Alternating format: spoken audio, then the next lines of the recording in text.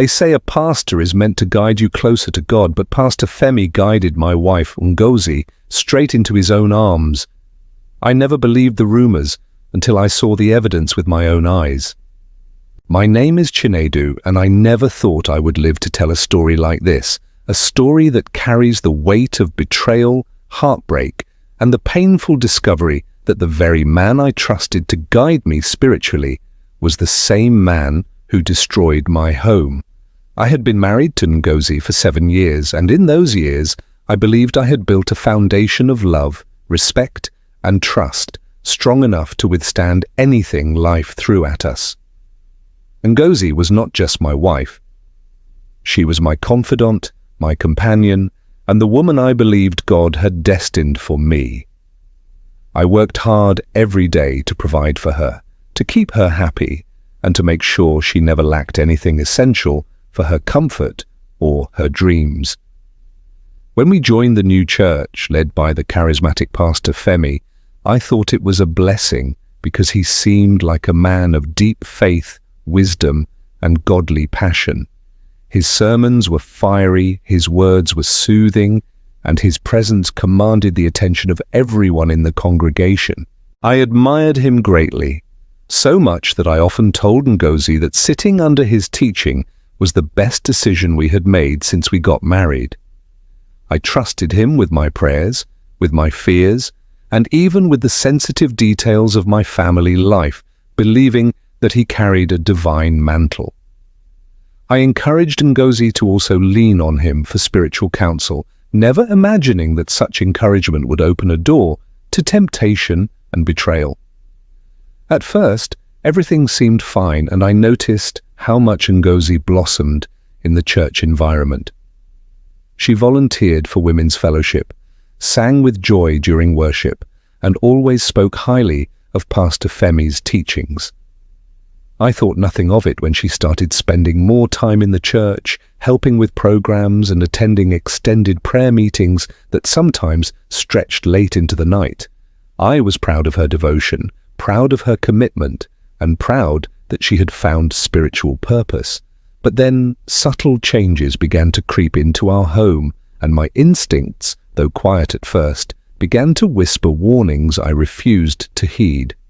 She started being distant at odd times, her phone glued to her hand in ways she had never done before, and her smiles, once directed at me freely, seemed reserved for moments I couldn't share. I told myself she was just tired, just busy, just overwhelmed with church responsibilities, but deep down, a part of me sensed something was shifting. Friends would sometimes tease me that my wife was now Pastor Femi's favorite disciple, and I would laugh it off, not realizing the truth hidden in their jokes. I ignored the rumors that circled in hushed voices, the quiet comments I overheard from members who seemed to know more than they dared to say aloud. I trusted my wife, and I trusted my pastor, believing that betrayal was impossible between the two people I had given my highest loyalty. The first real crack appeared the evening I came home early from work, expecting to find Ngozi preparing dinner, only to discover the house empty. Her phone rang endlessly, but she didn't pick up, and when she finally returned, her excuses were shaky, her voice uncertain, and her eyes avoided mine. I wanted to believe her when she said she had been praying at the church, but the scent of expensive cologne clung to her clothes, a scent I recognized as belonging to Pastor Femi because I had smelled it countless times whenever I shook his hand after service. That night, I couldn't sleep, and as Ngozi lay beside me pretending to rest, I stared at the ceiling, my mind churning with questions I dared not ask. The next day, I decided to follow her quietly, telling her I was leaving for work, but instead I lingered in the shadows near the church compound. I saw her enter, and moments later, I saw Pastor Femi follow, his hand brushing her arm in a way that was far too familiar, far too intimate for a shepherd and his sheep. My chest tightened, but I forced myself to wait, to watch, to be certain before confronting what I feared. Hours passed, and when she finally emerged, her hair slightly disheveled, her steps unsteady, I knew the truth even before my heart wanted to accept it. My wife, the woman I had promised my life to, was entangled with the very man I had placed my spiritual trust in. That discovery shattered me, but it was only the beginning of the storm that would follow, a storm that would test the limits of my faith, my manhood, and my capacity to forgive or to destroy. The days that followed my discovery were some of the hardest I have ever lived through, because I carried the weight of knowledge I could not immediately act upon, a secret that gnawed at me with every breath I took. I looked at Ngozi differently, but I did not confront her right away, because a part of me was still hoping I was wrong, hoping there was some explanation that could wash away the image burned into my mind. Each morning I would leave for work, but my thoughts were consumed with suspicion, my heart pounding as I imagined what she might be doing when I was not there. I studied her closely, watching every word, every action, every smile, and though she tried to act as if nothing was wrong, I noticed cracks she could not completely hide. She would sometimes avoid eye contact, sometimes laugh too quickly at my questions, sometimes change the subject when I pressed her about her day. And always, her phone was by her side, as if it had become another organ of her body, buzzing late into the night with messages she would read silently and then turn away to reply.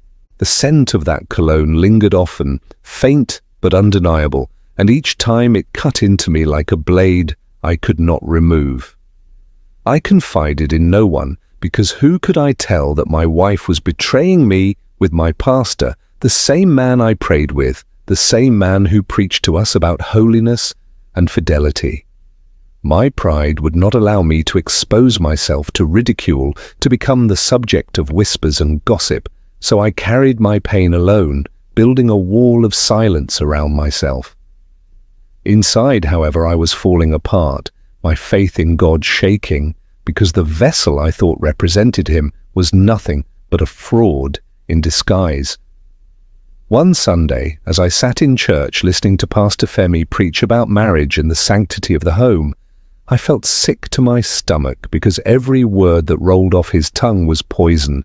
Every scripture he quoted sounded like mockery. I looked around the congregation and everyone seemed captivated, raising their hands in worship, but all I could see was the hypocrisy of the man standing at the pulpit, the man who had laid claim to what was mine. I wanted to scream, to stand up and expose him right there, but I held my tongue, waiting for the right moment, because I knew if I acted on anger alone, I could destroy myself along with them. At home, the distance between Ngozi and I grew wider, our conversations shallow, our intimacy fading into coldness, but still I tried to hold the fragments of our marriage together. I prayed, cried, and begged God for direction, asking whether I should fight for my wife or walk away, but the heavens were silent, leaving me alone with my turmoil. The breaking point came when I stumbled upon her phone one afternoon while she was in the shower, and though I had always promised myself never to invade her privacy, something compelled me to look. What I found crushed me beyond words.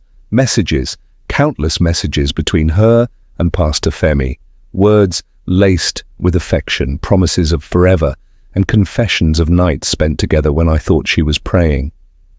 There were pictures too, intimate and shameless, the kind that left no room for doubt, the kind that made my knees buckle as tears blurred my vision. I felt my chest tighten as though my heart would explode from the pressure of betrayal, but I forced myself to close the phone and leave the room before she came out.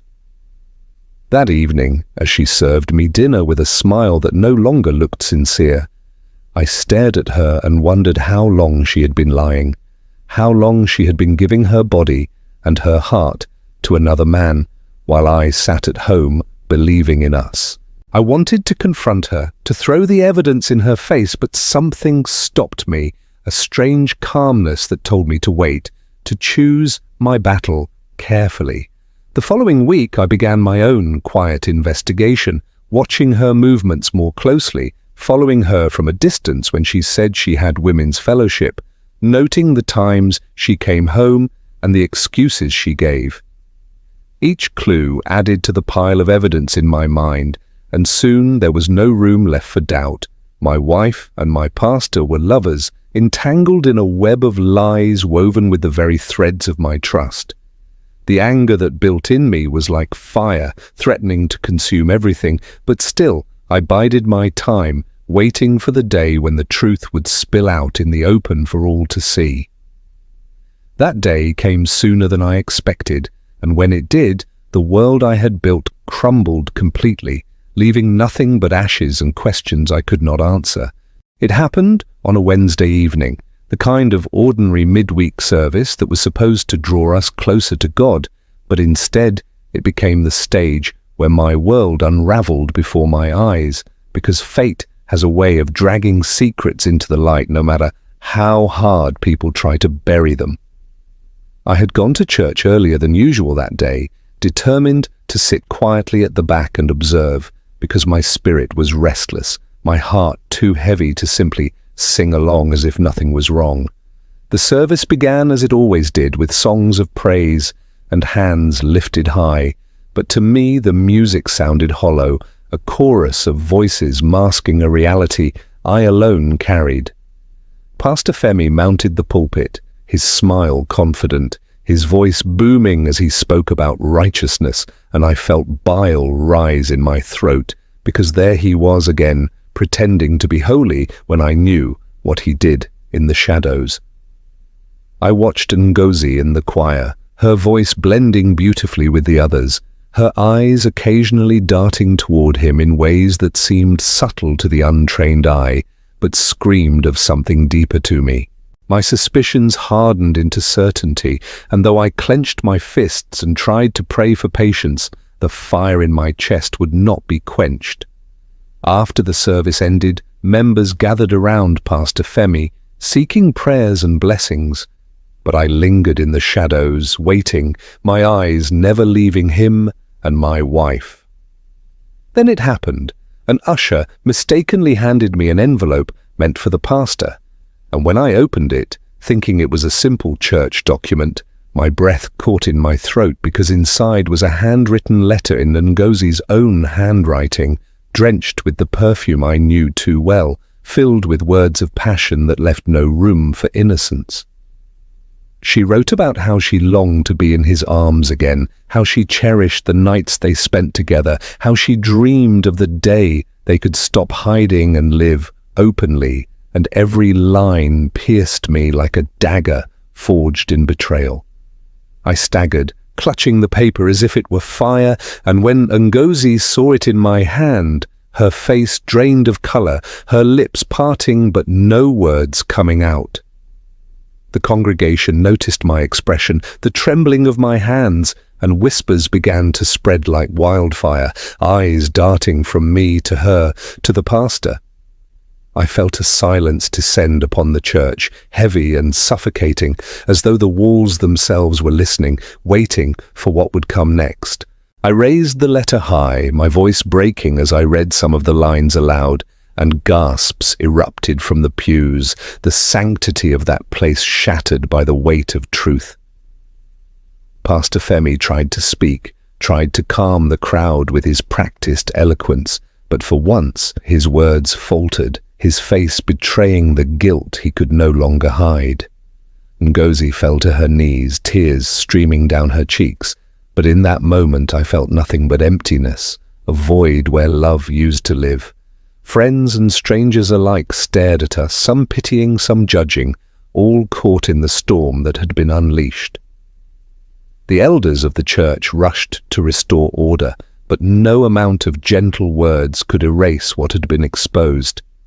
I walked out, my legs heavy as stone, the letter still clutched in my hand, and the murmurs of the congregation followed me like a curse. That night at home, The silence between us was unbearable, filled with questions that no apology could answer. She tried to explain, tried to hold my hands and beg for forgiveness, but I pulled away because the wound was too deep, carved not just by her betrayal, but by the very man I had trusted with my soul. I asked her how she could do this, how she could give herself to him while standing beside me at the altar of marriage. And though she sobbed and pleaded, her words sounded like echoes in an empty cave. I felt betrayed by more than just a wife. I felt betrayed by faith itself, because the man who was meant to guide me closer to God had instead stolen everything I held dear. The days that followed were filled with whispers in the neighborhood, shame shadowing my every step, because secrets once revealed spread faster than fire, and no matter where I turned, I felt the sting of eyes watching me. I wrestled with thoughts of vengeance, imagining storms I could unleash on both of them, but something in me held back, perhaps the last shred of conscience I had left. In the quiet of night, I wondered if I was cursed, if God had abandoned me, or if I was simply too blind to see the warnings that had been there all along. My heart was a battlefield, torn between love and hate, forgiveness and revenge, faith and despair. I began to withdraw from everything, family, friends, even prayer, because the pain was too heavy to carry, and I did not know where to lay it down. Yet deep inside, a voice whispered that this was not the end, that there was still more to come, that the story was not finished, and though I wanted to silence it, I could not, because life has a way of writing its chapters whether we are ready or not. The days after the church scandal felt like years compressed into moments, each second dragging under the unbearable weight of betrayal. And though I woke up each morning, it felt like I was not truly alive anymore, only existing in the shell of a man who once had faith, family, and dignity. I could not step outside without feeling the sting of whispers that traveled faster than the Harmattan wind, for the whole community now knew that Pastor Femi, the man once celebrated as holy, had stolen what belonged to me, and worse still, that my wife had been complicit in his treachery. Neighbors avoided my gaze, some out of pity, some out of shame, and others out of mockery, for in their eyes I had become both victim and fool, a man who prayed in blindness while his home was desecrated. At night, I lay awake staring at the ceiling, the memories of happier times with Ngozi tormenting me like ghosts that refused to let me rest. And though she tried countless times to speak, to beg for a chance at forgiveness, my ears had turned deaf to her cries. I found myself torn in two directions. One path led to forgiveness, a road that promised peace but demanded I bury the pain, while the other path led to bitterness, where vengeance burned hot and begged to be unleashed on both of them. I wrestled with questions no man should have to ask. Was my marriage worth saving, or was it already dead the moment she first surrendered herself to him? Was my faith still intact, or had it been shattered by the very shepherd who was meant to guard it? Many nights I walked alone through the empty streets, my steps echoing like reminders of loneliness, until one night I found myself back at the church, staring at the cross that still stood tall above the roof. I wanted to hate it, to curse the God it represented, but instead tears filled my eyes, because deep down I knew my pain was caused not by God, but by the weakness of men who wore his name as a cloak. In that moment, I realized something. If I allowed this betrayal to define me, to poison me completely, then Pastor Femi and Ngozi would not only have stolen my marriage, but also my soul. Slowly, painfully, I began to choose healing over hatred, not because they deserved it, but because I could not continue carrying the weight of bitterness without losing myself entirely. I moved out of the house we once shared, leaving behind the memories carved into its walls, and I filed for separation because love may forgive, but trust, once broken, does not easily rebuild.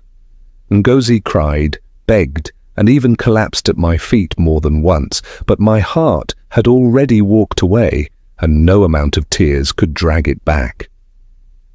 As for Pastor Femi, the church elders stripped him of his position, his empire of lies crumbling as fast as it had risen, and though part of me rejoiced at his downfall, another part only pitied the man who had traded heaven for momentary pleasure. In the months that followed, I rebuilt my life piece by piece, starting with my faith, kneeling in private prayer, not because of sermons or pastors, but because I needed God Himself, the one no man could corrupt. Slowly, my wounds began to close, though scars remained, scars that would forever remind me of the storm I had endured. Friends who once laughed at me began to respect the strength I showed, because I chose dignity over destruction, silence over scandal, and healing over hate. And though loneliness became a constant companion, I found peace in knowing I had survived the fire without being consumed by it. One day, perhaps love may find me again, but for now, I walk alone, not as a broken man, but as one who rose from betrayal stronger than those who betrayed him. And as I write this chapter of my life with trembling hands, I remember the lesson carved into my soul, that sometimes the people who claim to guide you to God are the very ones who try to steal Him from you. But as long as your faith is anchored in the true source, no man, no pastor, no wife, and no betrayal can take Him away.